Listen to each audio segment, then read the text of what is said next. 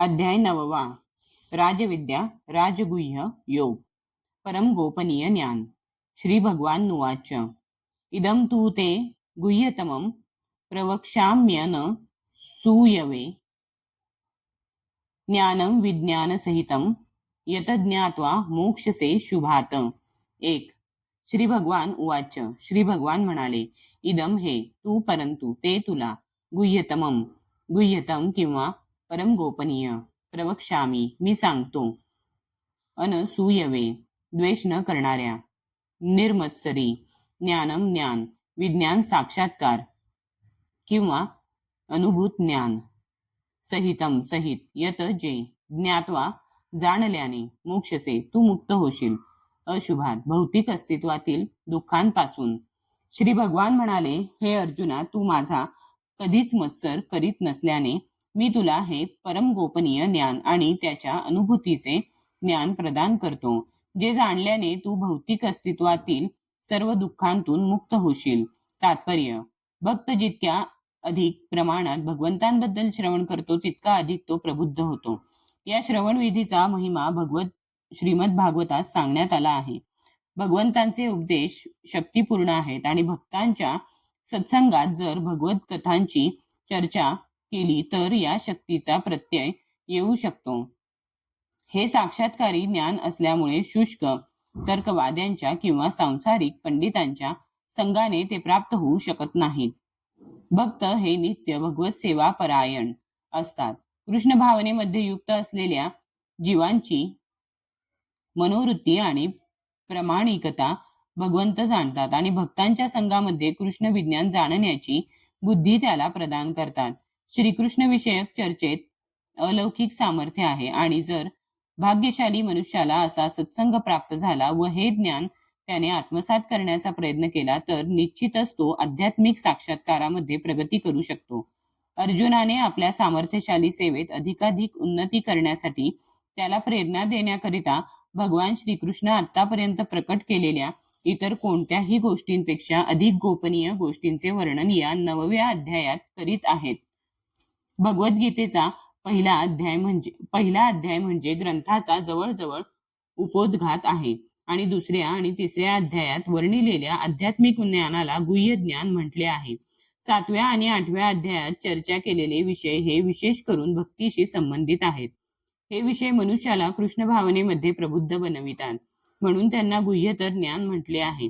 परंतु 9व्या अध्यायात अनन्य विशुद्ध भक्तीचे निरूपण करण्यात आले आहे, म्हणून या ज्ञानाला परम गोपनीय ज्ञान असे म्हटले आहे.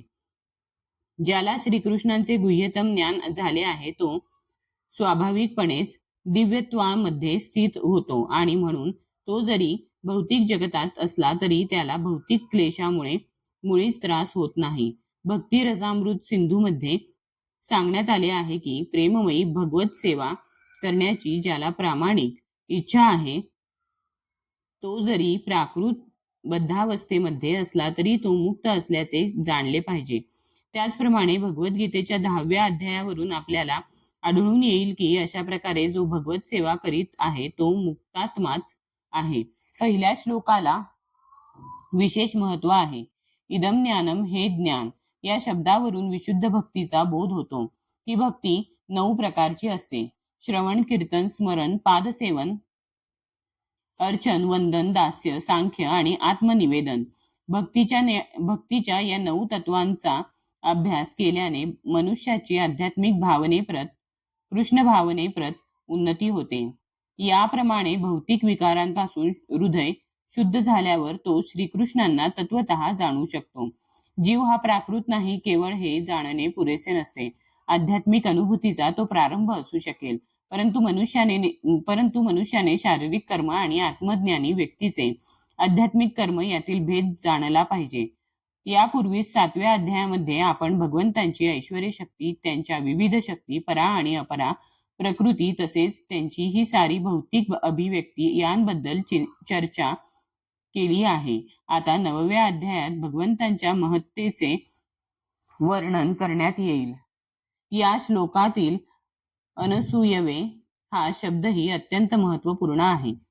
सामान्यतः भाष्यकार जरी अत्यंत विद्वान असले तरी ते सर्वजण भगवान श्रीकृष्णांचा मत्सर करतात.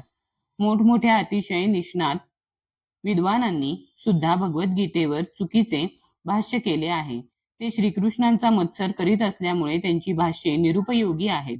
भगवत भक्तांनी केलेली भाष्ये हीच प्रमाणित भाष्ये होत. जर कोणी श्रीकृष्णांचा द्वेष करीत असेल तर तो गीतेचे अचूक विश्लेषणही करू शकत नाही किंवा श्रीकृष्णांचे परिपूर्ण ज्ञानही इतरांना प्रदान करू शकत नाही. श्रीकृष्णांना न जाणता जो कोणी त्यांच्या चारित्र्यावर टीका करतो तो निश्चितच मूर्ख आहे. म्हणून अशा भाष्यकारांना सावधतेने टाळले पाहिजे. श्रीकृष्ण हेच भगवंत आणि विशुद्ध व दिव्य पुरुष आहेत. हे जो जाणतो त्याला या अध्यायापासून अत्यंत लाभ होईल.